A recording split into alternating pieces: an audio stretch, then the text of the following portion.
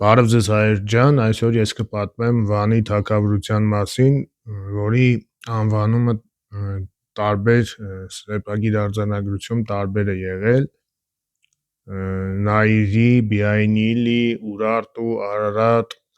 Բիայնի, ինչպես գիտենք, նաև համանունն է Քաջանց երկիր, այդ ամենի մասին սեպագրի մասին ես պատմել եմ եւ այդ սեպագիրը նաև քաջ է նշանակում, որը հիմնավորում է հենց Բիայնի անունը Քաջանց երկիր, այդպես է տրվել Վանի թագավորության անվանումը։ Եվ կցանկանամ նաև ասել, բաժանորդագրվեք իմ YouTube-յան ալիքին, այս ալիքին, ավելի հետաքրքիր տեսահոլովակներ եւ հետաքրքիր պատմություններ կիմանաք հայ ազգի մասին, նաեւ ինչու՞ չէ հետագայում ես կպատմեմ, թե որ քաղաքը ինչ պատմությունից է անվանումը ստացել եւ այդ ամենը ես կցուցադրեմ ձեզ, որպեսզի հասկանանք ավելի ճիշտ տեղանունների կարևորությունը, թե ոնց ենք անվանում այդ տեղանունը, հայկական թե այլ ազգի դրած անուններով, դա շատ կարևոր է, մարդիկ մտածում են, թե դա երկրորդական է, բայց դա ավելի կարևոր է, քան թե մեր սեփական անձնանունները։ Եվ սկսեմ երևի Վանի թագավորությունը Քրիստոսից առաջ 9-րդ դարի միջազգային ասպարեզում հայտնվել է Վանի թագավորությամբ, որն Ասորեստանի բնագրում մշտապես կոչվում է Ուրարտու, տեղական արձանագրություններում Նայիրի եւ Բիայնիլի, Աստվածաշնչում Արարատ, Ուրարտուն Այրարատի ասորաբաբելոնական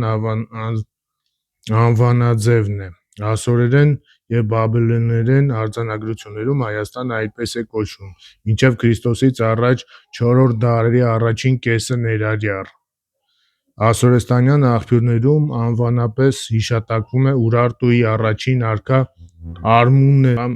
Արամե Ուրարտացի, որը 859-ից 843 թվականները մեր թվարկությունից առաջ ընթացքում մի քանի անգամ դիմակայել է ասորեստանյան արշավանքներին։ Մի շարք ուսումնասիրություններ հակված են նրան նույնացնել Մովսես խորհրդանոցում հիշատակված հայկյան Արամի հետ, ուրիշները դեմ են այդ մոտեցմանը, իսկ որոշ ուսումնասիրողների կարծիքով Քրիստոսից առաջ 3-ից առաջին հազարամյակներում իշխել են Արամ անունով մի քանի հայ արքաներ, որոնք ազգային ավանդության մեջ միավորվել են եւ պատմահոր Մատյանում տեղ են գտել հայկյան Արամի միասնական կերպարով։ Հիշենք, որ Վանա եւ Ուրմիո լճի միջին Արամ անունով երկիր էր հիշատակվում դեռևս Քրիստոսից առաջ 20-րդ դարերում։ Քրիստոսից առաջ 9-րդ դարի առաջին կեսին Ուրարտուն դարձել էր Հայաստանի ընդհանրական անվանում, ինչի հավանաբար տեղի է ունեցել Արամ ու Ուրարտացու գործունեության շնորհիվ։ Ասորեստանյան աղբյուրներում շարունակում է այդ անվանումը կոչել Հարավային Նայիրի թագավորություն, որի նոր հիմնված մայրաքաղաք Տոսպա Վանն էր։ Ուրարտուն աստիճանաբար իրեն իշխանությունն է տարածում լեռնաշխարհով մեկ։ Քրիստոսից առաջ 830-ական թվականներին որպես Նայիրի երկրի արքա ներկայացող արքա Սարդուրի առաջին Տուշպա Վանի մայրաքաղաքի հիմնադրման արձանագրություններում ներկայանում է ասորեստանյան արքաների տիտղոսների շնորհով՝ մեծ արքա, հզոր արքա, տիեզերքի արքա եւ արքաների արքա, այդ տիտղոսները հավանաբար նրան էին անցել հաղթողի իրավունքով Ասորեստանի նկատմամբ տարած հաղթանակի արդյունքում։ Մինչ օրս պարզված չէ, թե ինչ կապ են ունեցել Արամ ու Ուրարտացուն և Սարդուրի առաջին Լյութինպիրի որդին։ Հավանական է, որ նրանք տարբեր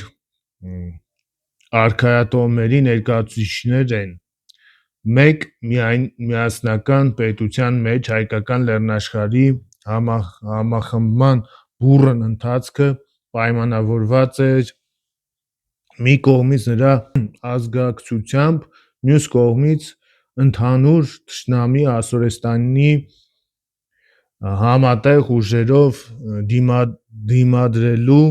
անհրաժեշտությանը։ Վանի թագավորության հզորացման և տարածաշրջանի տերության դառնալու գործում կարևոր դեր է խաղում Սարդուրի առաջինի որդի Իշպիունի արքան Ք.ա. մոտ 825-800 թվականների օրոք սկսած և Մենուայի գահակալության ընթացքում Ք.ա. մոտավորապես 800-786 թվականները բարեփոխումների շնորհիվ։ Դրանից հատկապես հիշատակվում են արժանի գրային բարեփոխումները, տեղական սեպագրի ստեղծման կրոնական բարեփոխումները, ողջ տերության համար միասնական դիցաբանությունի ստեղծումը, որն արձանագրված է Մհերի դուռ կոչված ժայռի վրա, ռազմական բարեփոխումները, որոնց արդյունքում նախկին դաշնային աշխարհազոր փոխարինվում է արհեստավար, կանոնավոր, ըստ զորատեսակների դասակարգված, վերազինված զինուժով։ Հատուկ ուշադրություն է դարձվում ռազմավարական կարևոր ուղղություններին։ Ամրոցների ցանց է ստեղծվում։ Մենուայի միանձնակառավարման շրջանում Ք.ա. մոտավորապես 800-786 թվականները Վանի թագավորությունը հասնում է աննախադեպ հզորության։ Նրա հաղթարշավի շնորհիվ հայկական լեռնաշխարհը միավորվում է մեկ կենտրոնական պետության մեջ, իսկ հյուսիսային շրջանների իշխանությունները թեպետ չեն մտնում Վանի տիրության կազմի մեջ, բայց ընդունում են նրա գերիշխանությունը, հարկատու են դառնում։ Միաժամանակ իր իշխանության երկրորդ շրջանում Մենուան ոչ միայն գերիշխանություն է հաստատում Ուրմիա լճի ավազանից շատ հարավ և Եփրատից արևմուտք, այլ վերահսկողություն է սահմանում Զագրոսյան լեռներից դեպի արևելք և դեպի Փոքր Ասիա տանող ռազմավարական ուղիների վրա։ Մենուան հաղթանակներ է տանում տարածաշրջանի հզոր տերությունների Ասորեստանի նկատմամբ և Բիայնիլի, Ուրարտու, Արարատ պետությունը վերածում տարածաշրջանի գերտերության։ Արգիշտի առաջինի օրոք Ք.ա. 786-764 թվականներին Վանի տերությունը հասնում է աննախադեպ հզորությունների։ Նրա կերտած բուն թագավորությունը ձգում է Ուրմիա լճի հարավային ափերից մինչև Ջավախքը ներառյալ, Սևանա լճի ավազանից և Կուր գետից մինչև Անդրեեփյատյան աջափնյա շրջաններ, ներառյալ Մելիտեա և Թարալ երկրները, Մասիոս և Կորդովաց լեռներից մինչև Ճորոխի ավազանը։ Արգիշտի գերիշխանության սահմանները ավելի ծավալվում է և ընդգծվում է Փոքր Ասիայի արևելյան լուվրիական պետություններն ու Մերձուրմյան մի քանի երկրներ, արևելքում մինչև Կասպից ծով, իսկ հարավում մինչև Բաբելոնը ներառյալ։ Արգիշտի հեռավոր արշավանքների ամենանշանավոր թերևս Բաբելոնի Բաբելունու երկրի նվաճումն էր։ Զագրոսյան լեռներով դեպի հարավ հաղթարշավով, դրանով նա 3 կողմից՝ հյուսիսից, արևելքից և հարավից շրջափակման մեջ է վերցնում Ասորստանը։ Արգիշտի առաջինի օրոք Վանի թագավորությունը Առաջավոր Ասիայում հզորագույն տերություն դառնալը պերճախոս կերպով վկայված է նաև նրա գլխավոր մրցակցի Ասորստանի զորքի գերագույն հրամանատարի խոստովանության մեջ։ Հայոց մեծ տիրակալը ներկայանում է որպես մի արքա, որի անունն անգամ ահարկու է որպես ծանր հողմ, նրա ուժը մեծաքանակ են։ Արգիշտի առաջինի ազդեցության ոլորտները շատ ավելի մեծածավալ են և պատկեր է ուրվագծվում հնագիտական պեղումների ժամանակ հայտնաբերված փաստերի ուսումնասիրության շնորհիվ։ Մասնավորապես, Արգիշտի առաջինի անվամբ սեպագիր արձանագրությունների սաղավարտ է հայտնաբերվել Հյուսիսային Կովկասում, Տերի մարզ, որը ներկայումս պահվում է Բեռլինի առաջավորասիական թանգարանում։ Համանման սաղավարտ է նաև հայտնաբերվել Աբխազիայում, Օսեթիայում, Թրեքիայում Ջավախքի հարևանությամբ, որոնք լրացնում են գրավոր աղբյուրներից հայտնի փաստերը Արգիշտի առաջինի ամենահյուսիսային նվաճումների մասին՝ Ջավախք, Զաբախա մինչև Հյուսիսային Կովկաս տարածաշրջան։ Չի բացառվում, որ հնագիտական այդ գործոնները վկայում են ոչ թե արքայական մեծ արշավանքների, որոնց վերաբերյալ թողնվում է կոթողային արձանագրություններ, այլ արքայի առանձին զորագնդերի կատարած ռազմերթերի, որոնց խնդիր էր ռազմական նշանակության զանազան հանձնարարություններ կատարել։ Բոլոր դեպքերում հնագիտական փաստերը վկայում են մինչև Հյուսիս Կովկաս հասած Արգիշտի առաջինի ռազմաքաղաքական ազդեցության ոլորտների մասին։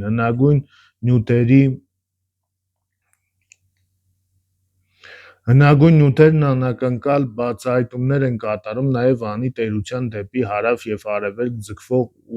ուղղություններով։ Հարավում մինչև Բաբելոն կատարած մեծ արշավանքների հնագիտական հիմնավորումից կարելի է համարել լուրիստական Քերմանշահ պատկերված Բիայնա սաղավարտը պահպանվում է Էսսենի թանգարանում։ Ամփոփելով Արգիշտի առաջինի աշխարհակալության մասին մեր ունեցած տեղեկություններից տեսնում ենք, որ նրա գերիշխանությունը տարածվել է բուն թագավորության սահմաններից շատ հեռու մինչև Փոքր Ասիա, Բաբելոնը ներառյալ, իսկ քաղաքական ազդեցությունը և հետաքրքրությունների ոլորտները ձգվել են մինչև Հյուսիսային Կովկաս և Զագրոսի կենտրոնական շրջանները։ Սա է Հայոց մեծ տիրակալի ստեղծած աշխարհակալ իրական պատկերը։ Ես ավելի ասեմ Արգիշտի առաջինի մասին, երբ մենք հիշում ենք Տիգրան Մեծին, Տիգրան Մեծը նա էլ է եղել աշխարհակալ թագավոր, բայց նա չի կարողացել մինչև իր կյանքի վերջը պահպանել պետության այդպիսի հզորությունը, ոնց որ պահպանել է Արգիշտի առաջինը, և մենք պետք է համարենք Արգիշտի առաջինը Տիգրան Մեծից ավելի ուժեղ հայոց թագավոր, որովհետև Արգիշտի առաջինը մինչև իր կյանքի վերջը կարողացել է պահպանել Վանի արարատյան թագավորության հզորությունը, և դա նաև մենք պետք է հիշատակվենք, ոչ թե Տիգրան Մեծը, որը չի կարողանում հռոմեական վերջին արշավանքում պահպանել հայոց բուն տարածքները և հանձնում է հռոմեական կայսրությանը կամ հռոմեական հանրապետությանը, և ես ավելի հակված եմ Արգիշտի առաջինին համարել հայոց ամենաուժեղ արքաներից մեկը, քան Տիգրան Մեծը, եւ նրան ավելի շատ հիշատակել, քան թե Տիգրան Մեծին։ Այսքանը այս թեմայի շուրջ եւ Վանի թագավորության հզորությամբ շարունակում է նաեւ Արգիշտի առաջինի հաջորդ Սարդուրի երկրորդի օրոք Քրիստոսից առաջ 764-ից 735 թվականները շատ կարևոր է անցում է կատարվում տերության կառավարման ոլորտում։ Արքան սկսում է վերացնել կախյալ գուցե դաշնակից համարվող թագավորությունները, դրանք վերացնելով պետության վերջնական միավորումի կառավարման համադաշնության համակարգից անցում է կատարում գերկենտրոնացված պետության։ Սարդուրի երկրորդի կառավարման ժամանակաշրջանում Վանի տիրությունն ունենում է տարածքային ամենամեծ աճը, այն հյուսիսում հասնում է Սև ծով ճորոխի ավազանում գտնվող Կուլխա երկրի նվաճումով, հյուսիս-արևելքում Կուր գետ, Ուրտեխի Արցախ երկրի միավորությամբ, արևելքում Կասպից ծով Պուլուդի երկրի գլխավոր գրավումով, արևմուտքում Փոքր Ասիայի անդրեպրատյան Մելտես, Մուշանի եւ Զապշա երկրների հնազանդեցումով, հարավում ընդգրկում է Բաբելոնին, հարավ-արևմուտքում Դամասկոսին, թագավորությունները, Ռուիշինի երկիրը, 4 ծովերի միջև ստեղծվում է հզոր մի տերություն։ Այդպիսով Վանի թագավորությունը առաջավոր Ասիայում հզորագույն ուժ է դառնում Մենուայի ժամանակ, իսկ Արգիշտի առաջինի եւ Սարդուրի երկրորդի օրոք վերածվում է միանձնա առաջատարի։ Դա տևում է ավելի քան կես հարյուրամյակ։ Սկսած Քրիստոսից առաջ 743-ից մինչև 735 թվականները Տիգլաթ-Պալասար III-ի արշավանքները կանխում են Վանի տերության Ասորստանի լիակատար շրջափակումը ենթարկելու եւ ոչնչացնելու ծրագիրը։ Դրանից հետո Ասորստանը վերականգնում է դիրքերը Վանի տերության հետ, դառնալով առաջավոր Ասիայի երկրի հզոր տերություններից մեկը։ Վանի տերության շարունակումը այդպիսին մինչև Քրիստոսից առաջ 7-րդ դարի կեսերը, հատկապես նշանավոր էին Ռուսա III-ի գահակալության տարիները, Քրիստոսից առաջ 680-ից 650-ական թվականներին, երբ արտաքին քաղաքականության մեջ ընդգծված էր հատկապես արևմտյան ուղղությունները, հայտնի էին նրա արտաշավերը դեպի արևմտյան երկրներ՝ Թաբլանի, Թաբալ, Կանիր ու Մուշկենի, Խալտի ու Խախտիկ և Խաթե։ Հայկական լեռնաշարի հյուսիսային և հյուսիս-արևելյան շրջաններում հաստատված կիմերները դեռևս Քրիստոսից առաջ 8-րդ դարում ռազմական արշավանքներ են ձեռնարկել Վանի տերության դեմ։ Մեզ հայտնի չէ, թե ինչպես, սակայն փաստ է, որ Ռուսա II-ին հաջողվել է բարեկամական և դաշնակցական հարաբերություններ հաստատել կիմերների հետ, նպաստել է նրանց Փոքր Ասիայի արևելք տեղափոխվելուն։ Կապադոկիայի տարածքից միջնադարյան հայկական աղբյուրներում նրանց անվամբ կոչվել է Գամիրք, իսկ Փոքր Ասիայի տարածքից Ռուսա II-ը կարողանում է կիմերներին ուղղել Ասորստանի դեմ։ Փաստորեն, դիվանագետ արքան կարողանում է ոչ միայն կանխել կիմերների հնարավոր հարձակումները իր երկրի վրա, այլ վաղեմի թշնամուն դարձնում է իրեն դաշնակից, ապա ուղղում է իր մեկ այլ հին թշնամու՝ Ասորստանի դեմ։ Վանի տիրակալի այս բացառիկ քայլը, որը դիվանագիտության համաշխարհային պատմության մեջ ևս ակնառու երևույթ է, մեզանում մնացել է գրեթե չգնահատված։ Ռուսա II-ից հետո միակ ստույգ հիշատակված արքան նրա որդի Սարդուրի երրորդն է, որն ասորեստանյան արձանագրություններում հիշատակվում է Քրիստոսից առաջ 643 թվականին։ Սարդուրի երրորդից հետո իշխել է Սարդուրի չորրորդը, Սարդուրորդի, որի կառավարման մասին մեզ ըստ երևույթի ոչինչ հայտնի չէ։ Համեմատաբար լավաբանված է Ռուսա երրորդի իշխանության շրջանը, որից մեզ հասած արձանագրությունները հայտնաբերվել են Վանի լճի արևելյան շրջաններում և Արարատյան դաշտի հնավայրերում։ Դա անուղղակիորեն կարող է վկայել Ռուսա երրորդի օրոք պետության սահմանների նեղացման մասին։ Վանի արքայատոհմի իշխանությունը աստիճանաբար թուլանում է, պետության անկման նպաստում են նաև հյուսիսային ասպատակող սկյութական ցեղերը,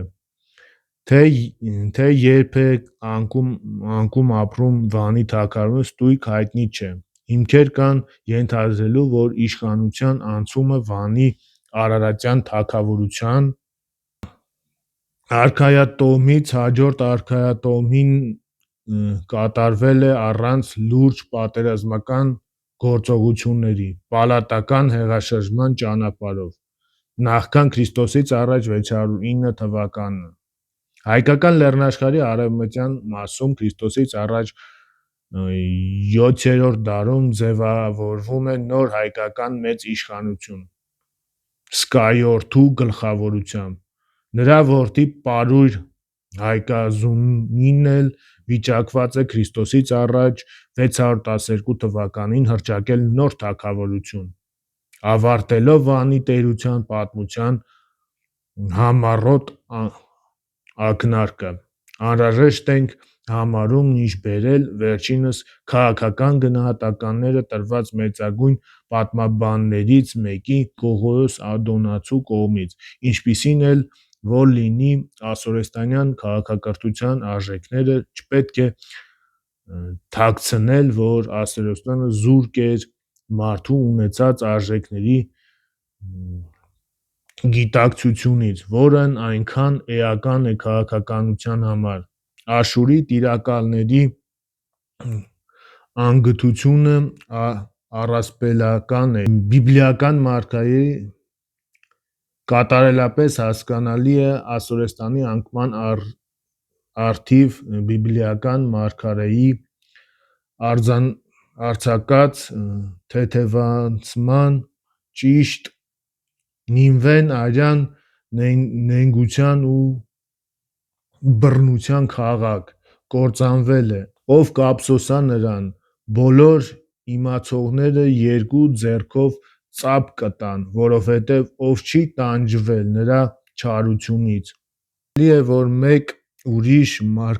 մարգարե կոչ է անում Արարատի թագավորներին, այսինքն Ուրարտուի Ասորեստանի վրա հարձակվելու։ Ռուսա ասորագետ Նիկոլսկին, որն Ուրարտուի անցյալի առաջին հետազոտողներից մեկն է, շատ լավ նկատել է ու ընդգծել է ասորական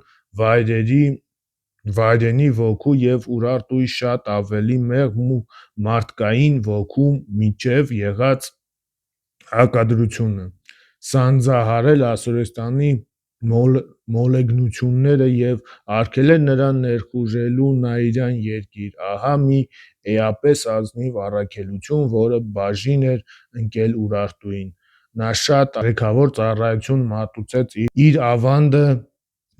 ներմուծելով մարդկային գաղափարների մեջ։ Մի բան ասեմ, ես այս ամեն ցուցադրելուց հետո ես հասկանում եմ, որ Ասորեստանը նույն ժամանակահատվածում է անկում ապրում, ինչ Ուրարտուն։ Շատ հնարավոր է, որ Ասորեստանի անկումով պայմանավորված է, որ այլևս հայերին չեն անվանում Ուրարտու և չորրորդ դարում Ասորեստանի Աքեմենյան տերության անկումից հետո էլ այն վերանում է և համարել, որ Ուրարտուն այդ թվականին է համարել, ես չգիտեմ ինչու չեմ կարող, որովհետև մենք տեսնում ենք, որ Սկայորդու գլխավորությամբ եւ իր որդու Պարուրի կատարած այդ մեծ գործը, որ Ասորեստանը վերացնում է, դա շատ հնարավոր է, որ ոչ թե անցում է կատարվել, այլ Պարուրը մյուս արքան է, ուրարտական մյուս արքաներն են այդ 3 արքաները, Պարուրի որդիներ ներառյալ, ես չգիտես ինչու այդպես եմ համարում, դա իմ կարծիքն է, ճիշտ է, նաև տեղեկություններ կան, որ Պարուր Սկայորդու